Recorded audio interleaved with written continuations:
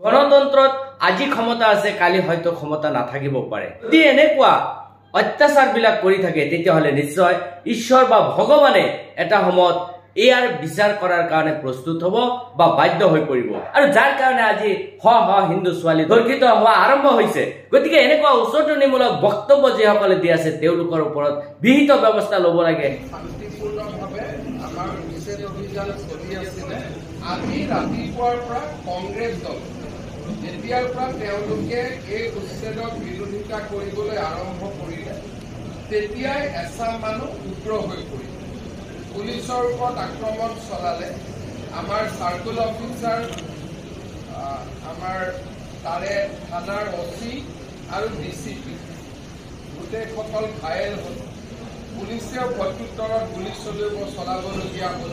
2জন লোক নিহত হৈছে আৰু 7জন লোক আহত হৈছে আৰু 22গৰাকী আৰক্ষী এই গোটেই ঘটনাত আহত হৈছে। পুনৰ তীব্ৰ উত্তেজনা, সৈন্যলৈ গুলী চালনা, নিহত 2জন। ৰ'ব মাননীয় মুখ্যমন্ত্ৰী সাহেব, ৰ'ব বহুত শুনিছোঁ আৰু কিমান শুনিম। আপুনি কিমান নাটক কৰিব। আমি শুনি এতিয়া আমাৰ সাধাৰণ কাম কাজবিলাক আমি কৰিব নোৱাৰা হৈছোঁ। কিমান ঠাইত যে উচ্ছেদ হৈ আছে আৰু সেই উচ্ছেদখিনি ইয়াৰ আগতে হোৱা নাছিল, সেই বুলি অসমখন চলা নাছিল নেকি? আপুনি আমাৰ এই মানুহবিলাকৰ ওপৰত কিয় ইমান দানৱৰ নিচিনা অত্যাচাৰ কৰা আৰম্ভ কৰিছে? আপোনাৰ মূল উদ্দেশ্য কি? আপোনাৰ মূল উদ্দেশ্যটো কি? আপোনাৰ মূল ৰহস্যটো কি? আপুনি কি কৰিব বিচাৰিছে?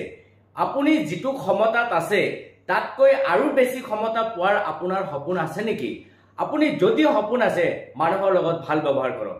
আজি যিসকল মানুহৰ ঘৰ দুৱাৰবিলাক ভাঙিবলৈ আপুনি নিৰ্দেশ কৰে, আপুনি এবাৰ ভাবিছেনে সেই মানুহবিলাকে, সেই দুখীয়া মানুহবিলাকে কিমান পৰিশ্ৰম কৰি এটা ঝুপুৰি বান্ধে আৰু সেই ঝুপুৰি বান্ধাৰ পিছত আপুনি সেইবিলাকক তছনছ কৰি তেওঁলোকৰ ল'ৰা ছোৱালীক সকলো দিশৰ পৰা বঞ্চিত কৰি, লিখা পঢ়াৰ পৰা আৰম্ভ কৰি যিবিলাক মৌলিক অধিকাৰ আছে সেইবিলাকৰ পৰা বঞ্চিত কৰি ৰাস্তাৰ ভিখাৰী বনাই দিয়ে। ক্ষমতা ইমান মূৰত নলগাব। ক্ষমতা সদায় সীমিতভাৱে ব্যৱহাৰ কৰিব লাগে। গণতন্ত্ৰত আজি ক্ষমতা আছে, কালি হয়তো ক্ষমতা নাথাকিব পাৰে। আৰু যদি এনেকুৱা অত্যাচাৰবিলাক কৰি থাকে তেতিয়াহ'লে নিশ্চয় ঈশ্বৰ বা ভগৱানে এটা সময়ত ইয়াৰ বিচাৰ কৰাৰ কাৰণে প্ৰস্তুত হ'ব বা বাধ্য হৈ পৰিব। পৃথিৱীত আপুনি নহয়, আপোনাতকৈ বহু ডাঙৰ বহু শক্তিশালী মানুহ তেওঁলোকে পাৰ হৈ গৈছে। পৃথিৱীখন খন্তেকীয়া আৰু এই খন্তেকীয়া পৃথিৱীত মানুহবিলাকক ইমান অত্যাচাৰ নকৰিব। মোৰ পৰা বিনম্ৰ আহ্বান আপোনালৈ যে মানুহবিলাকক ইমান অত্যাচাৰ নকৰিব। এইখন হৈছে ভগৱানে সৃষ্টি কৰা পৃথিৱী, এইখন হৈছে ঈশ্বৰে সৃষ্টি কৰা পৃথিৱী, এইখন হৈছে আল্লাই সৃষ্টি কৰা পৃথিৱী। গতিকে সেই সৃষ্টিকৰ্তাই সৃষ্টি কৰা পৃথিৱীৰ ওপৰত আপুনি এনেকুৱা ৰাজতন্ত্ৰ নচলাব, আপুনি এনেকুৱা স্বৈৰতন্ত্ৰ নচলাব। সকলো মানুহক শান্তিত জীয়াই থাকিব দিয়ক। যে তাতে 2জন মানুহৰ মৃত্যু হৈছে, কেইবাজন মানুহ আহত হৈছে আৰু লগতে পুলিচ প্ৰশাসনো আহত হৈছে।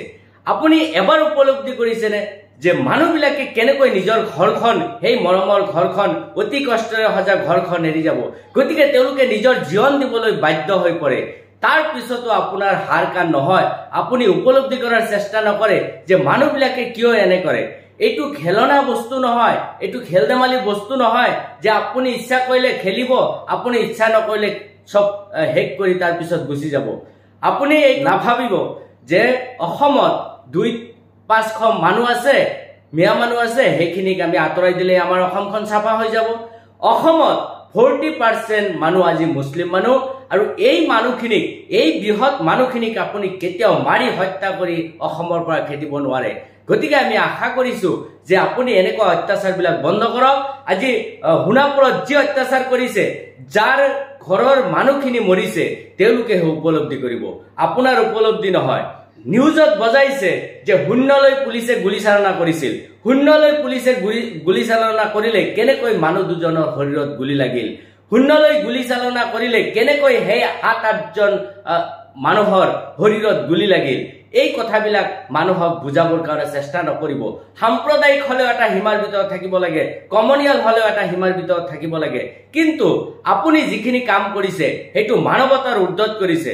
আমি খন্তেকীয়া জীৱন লৈ ইমান চৰম শাসন আমি কেতিয়াও কৰিব নালাগে আশা কৰিছো যে প্ৰত্যেকেই ভিডিঅ'টো বেছি বেছি পৰিমাণে শ্বেয়াৰ কৰিব আৰু যাতে এনেকুৱা অত্যাচাৰী শাসনৰ পৰা আমাৰ দেশখন ৰক্ষা পৰে তাৰ কাৰণে আমি সকলোৱে সচেতন হ'ব লাগিব আৰু এখন কথা মই ক'ব বিচাৰিছো যে বিশেষকৈ কিছুমান ব্যক্তিয়ে উচতনিমূলক মন্তব্য কৰি আজি আমাৰ অসমখন অশান্ত কৰাৰ চেষ্টা কৰিছে আৰু তাৰে ভিতৰত লেখিকা শিখা শৰ্মা এইজনী শিখা শৰ্মা হৈছে দুমুখা সাপ আৰু এই দুমুখা সাপ হোৱাৰ কাৰণে এই শিখা শৰ্মাৰ প্ৰৰোচনাত আজি অসমত এনেকুৱা অশান্তিকৰ সৃষ্টি হৈছে আজি বোলে শিখা শৰ্মাই কৈছে যে হিফালে মিয়াবিলাকক উচ্ছেদ কৰিব লাগে কালি বোলে শিখা শৰ্মাই কৈছে যে হিফালে হিন্দুৱে হিন্দুৰ ছোৱালীক ধৰ্ষণ কৰিলে সেইটো ডাঙৰ কথা নহয় আৰু যাৰ কাৰণে আজি হিন্দু ছোৱালী ধৰ্ষিত হ'বলৈ বাধ্য হৈ পৰিছে ধৰ্ষিত হোৱা আৰম্ভ হৈছে গতিকে এনেকুৱা উচতনিমূলক বক্তব্য যিসকলে দি আছে তেওঁলোকৰ ওপৰত বিহিত ব্যৱস্থা ল'ব লাগে